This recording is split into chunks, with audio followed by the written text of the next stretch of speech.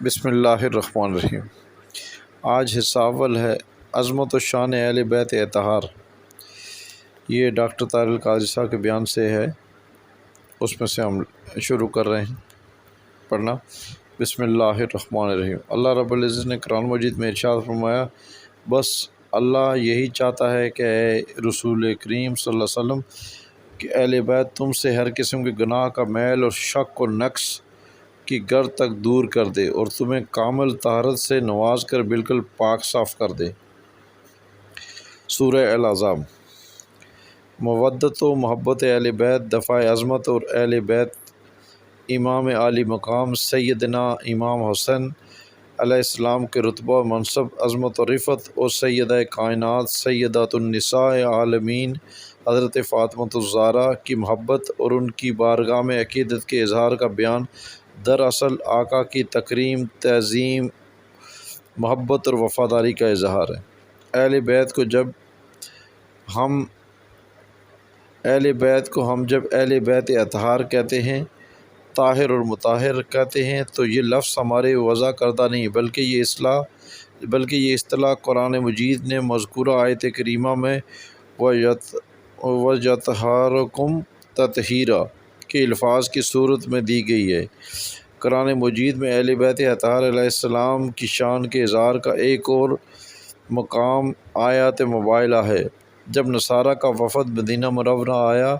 تو اللہ رب العزت کی بارگاہ سے آپ صلی اللہ علیہ وآلہ وسلم کو انہیں مباہلے کا چیلنج دینے کا حکم صادر ہوا کہ انہیں مباہلے کی دعوت دیں۔ حضرت سعد بن ابی وقاص فرماتے ہیں، صحیح مسلم کی حدیث ہے کہ جب یہ آیت کریمہ آپ فرما دیں کہ آ جاؤ ہم مل کر اپنے بیٹوں کو اور تمہارے بیٹوں کو اور اپنی عورتوں کو اور تمہاری عورتوں کو اور اپنے آپ کو بھی اور تمہیں بھی ایک جگہ بلا لیتے ہیں، پھر ہم مباہلے یعنی گڑ گڑا کر دعا کرتے ہیں اور جھوٹوں پر اللہ کی لعنت بھیجتے ہیں، نازل ہوئی تو حضور نبی کریم صلی اللہ علیہ وسلم نے حضرت علی شیر خدا، حضرت فاطمہ، حضرت حسن اور حضرت حسین علیہ السلام کو بلایا اور فرمایا، اے اللہ یہ میرے اہل ہیں۔ اس آیت کریمہ میں نداؤ ابناءنا کے تحت آقا صلی اللہ علیہ وسلم نے امام حسن اور حسین کو بلایا۔ قرآن مجید کی نص نے سیدنا امام حسن اور سیدنا امام حسین کو ابنائے مصطفیٰ قرار دیا ہے کہ وہ حضور صلی اللہ علیہ وسلم کے بیٹے اور شہزادے ہیں۔ اس آیت کریمہ وَنِسَاءُنَا وَنِسَاؤُکُم کے تحت حضور اکرم صلی اللہ علیہ وسلم نے سیدہ فاطمہ الزہرا کو بلایا، اور پھر انفسنا و انفسکم کے تحت جب اپنی شان کو میدان میں لانے کا ذکر آیا تو اپنے ساتھ علی مرتضیٰ کو لے آئے۔ پھر اس موقع پر حضور نبی کریم صلی اللہ علیہ وسلم نے کثرت میں وحدت کا تصور دیا، جو تمام نفوس کے جسم جدا جدا مگر ان کے اندر طبعی قربت موجود ہے۔ اس کے سبب حضور نبی کریم صلی اللہ علیہ وآلہ وسلم نے یہ میری اہل ہے کہ الفاظ کے ذریعے کثرت میں وحدت پیدا فرما دی۔ قرآن مجید میں مذکورہ دو مقامات ایسے خاص ہیں کہ جہاں اہل بیت اطہار کی عظمت و مرتبہ کا ذکر ہے۔ پہلی آیت میں اللہ رب العزت نے انہیں اپنے دامن میں محفوظ کر کے الفاظ کے ذریعے انہیں محفوظ کر دیا اور طہارت عطا کر دی، یعنی دوسری آیت کریمہ آیت مبارکہ میں حضور نبی کریم صلی اللہ علیہ وسلم نے ان نفوس کو اپنی جانیں قرار دے کر انہیں اپنے دامن میں لے لیا، یعنی ان پر امن اور اولویت پر سایہ فگن ہے اور دامن مصطفیت بھی سایہ فگن ہے۔ اس موضوع پر ڈاکٹر صاحب کی تصنیف کا مطالعہ کیا جاتا ہے، جس میں قرآن مجید کی جملہ آیت کریمہ اور اہل بیت اطہار کی شان میں نازل ہوئی ہیں، ان کو پڑھا جا سکتا ہے ڈیٹیل میں۔ مدار ایمان اور مدار کفر کیا ہے؟ اہل بیت اطہار کے باب میں مدار ایمان کیا ہے اور مدار کفر کیا ہے، اس امر کو جاننے کی ضرورت ہے، اس لیے کہ کئی لوگ یزید اور دشمنان اہل بیت کے دفاع میں طرح طرح کی موشگافیاں کرتے نظر آتے ہیں۔ اس امر کو واضح کرنے کے لیے اہل بیت اطہار سیدہ فاطمہ الزہرا اور حضرت علی مرتضیٰ اور حسنین کریمین کے حوالے سے چند حدیث اور ان کی تشریح ذیل میں بیان کی جاتی ہے۔ سیدہ کائنات کی محبت اور مدار ایمان۔ سیدہ کائنات سیدہ فاطمۃ الزہرا کی محبت اور انہیں اعزاز دینے کا انجام و وعید کے حوالے سے کثیر احادیث مبارکہ وارد ہوئی ہیں۔ ان سے اہل بیت اطہار کے باب میں مدار ایمان کیا ہے، اس امر کی وضاحت ہو جائے گی۔ حضرت مسعور بن مخرمہ روایت کرتے ہیں کہ حضور نبی کریم صلی اللہ علیہ وسلم نے ارشاد فرمایا،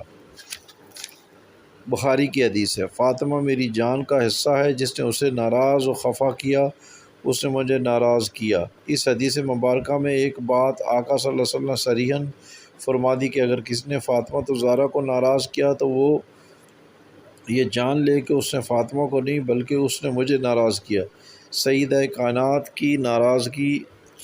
تاجدار کائنات صلی اللہ علیہ وآلہ وسلم کی ناراضگی ہے۔ دوسری روایت میں ہے کہ آپ صلی اللہ علیہ وسلم نے فرمایا، میری بیٹی فاطمہ میری جان کا حصہ ہے، جو چیز اس کو پریشان کرے وہ مجھے پریشان کرتی ہے، اور جو بات میری فاطمہ کو اذیت و تکلیف دے وہ مجھے اذیت دیتی ہے۔ پہلی حدیث میں تھا کہ مجھے جو فاطمہ کو غضب نہ کرے وہ مجھے غضب نہ کرتا ہے، اور دوسری حدیث میں فرمایا کہ جو میری فاطمہ کو پریشان کرے وہ مجھے پریشان کرتا ہے، کہ وہ چیز مجھے پریشان کرتی ہے، یعنی جو امر واقعہ میری شہزادی فاطمہ کو تکلیف و اذیت دے دراصل وہ مجھے اذیت و تکلیف دیتا ہے۔ اس موضوع کے ضمن میں عقیدے کا ایک اہم مسئلہ واضح کرتا چلوں کہ ہمیں یہ تصور واضح ہونا چاہیے کہ جب ایسے کلمات حضور صلی اللہ علیہ وسلم کسی کے بارے میں ارشاد فرمائیں، خواہ وہ سیدنا صدیق اکبر کی شان میں ہوں یا سیدنا عمر فاروق کی یا سیدنا عثمان غنی یا سیدنا علی مرتضیٰ، صحابہ اکرام اور اہل بیت کی شان میں ہوں، یا کسی بھی شخص یا طبقے یا گھر والوں کے حق میں ہوں، تو اس کلام کی معنویت ہوتی ہے، اور وہ کلمات محض بشری جذبات کا ایک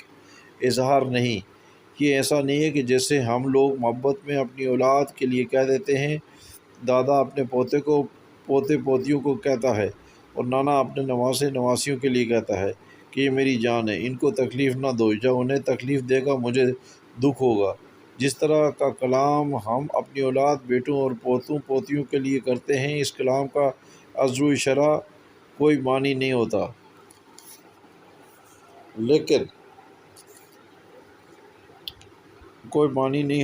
لیکن اس کا کوئی شرعی اطلاق ہوتا ہے، یا اس کا کوئی حکم اخذ ہو جائے گا۔ لیکن جب حضور صلی اللہ علیہ وآلہ وسلم کا کلام کسی کے بارے میں فرماتے ہیں تو آپ صلی اللہ علیہ وسلم کا کلام کوئی جذباتی کلام نہیں ہوتا۔ حضور صلی اللہ علیہ وسلم کی زبان اقدس سے ادا ہونے والے کلمات کے بارے میں ہمیں یہ عقیدہ نہیں رکھتے کہ یہ محض ایک انسان اور بشر کے طور پر جذباتی محبت کا اظہار ہے، ان کا کوئی شرعی معنی نہیں، اس کی خلاف ورزی پر کوئی شرعی حکم لاگو نہیں ہوگا، یہ امت پر واجب نہیں ہے، یہ بات نہیں ہے۔ اگر ہم یہ سمجھیں اور معاذ اللہ استغفر اللہ کے نبی کے کلام کو جذباتی کلام کہہ دیں تو ہم ایمان سے خارج ہو گئے، اور آپ صلی اللہ علیہ وسلم سے امتی ہونے کا ہمارا رشتہ تعلق ختم ہو گیا۔ حصہ اول آج کمپلیٹ ہے، حصہ دوم اس سے آگے ہم پڑھیں گے انشاءاللہ۔